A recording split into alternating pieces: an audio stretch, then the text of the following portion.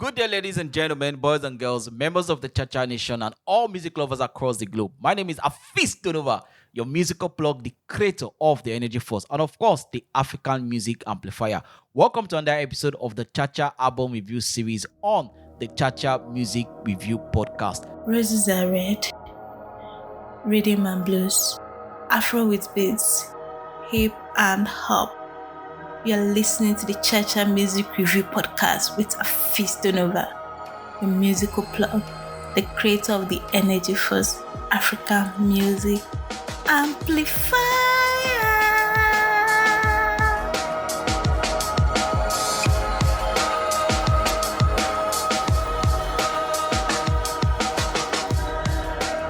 Today's episode, this one is personal. Yes, it's not like this episode is personal to me or anything, but that is the name of the album that I'll be talking about. The album is coming from Tiwa Savage, and it is our fourth studio album, and this one is titled This One Is Personal. Now, the queen of Afrobeats, like we normally used to call her, is back, but this time around, she's not back, with a crown. She's not even back with the familiar Bedu vibe we know her for.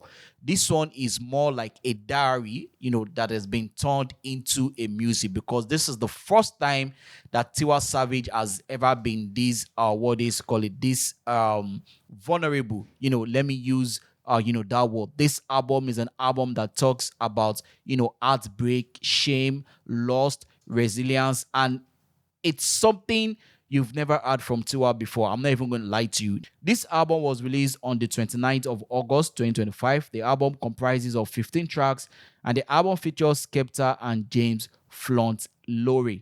Those were the people that featured on the album.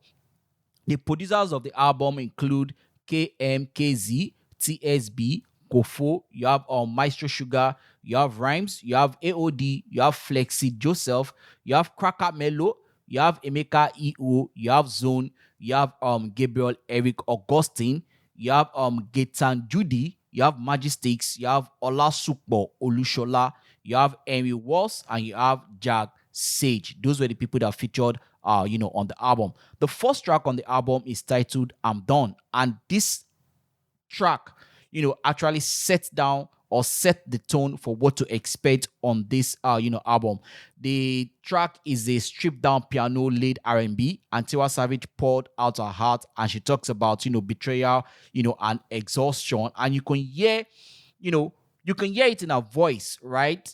As she talks about the past, the scars of her past, including her ex-husband, infidelity, and all of that. It was raw.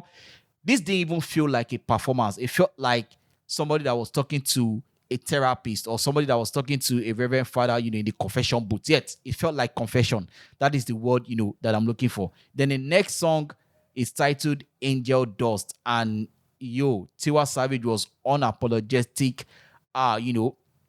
She made her desire known, unapologetic. 1 minute she was talking about grief, the next minute she was talking about this self-indulgent hunger.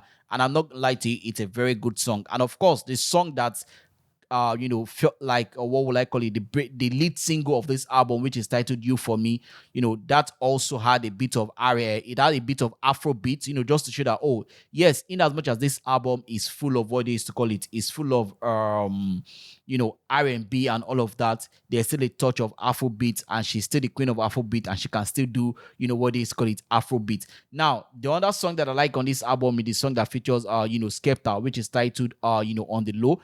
This song, there are some songs when you listen to them, you can tell that they just pay this guy money to just come feature on this, song.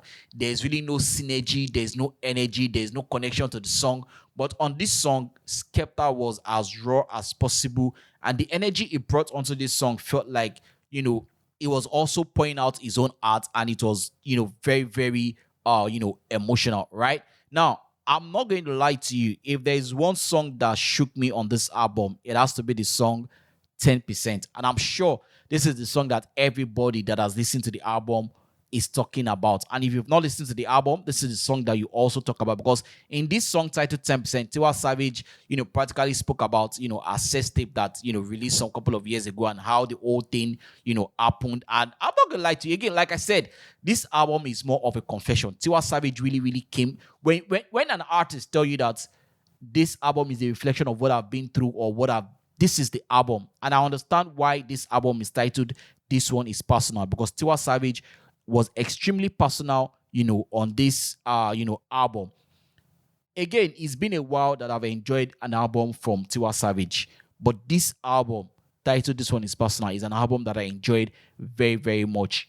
I'm not going to lie to you, I wasn't even expecting that I was going to enjoy this album this much, because I don't know why, but listening to this album, I was totally blown away. And I can say it and I can beat my chest. If you're looking for Tiwa Savage top 3 project, this album is definitely going to be in the top 3. Maybe number 2. I don't want to call it number 1 yet, but I would just say number 2.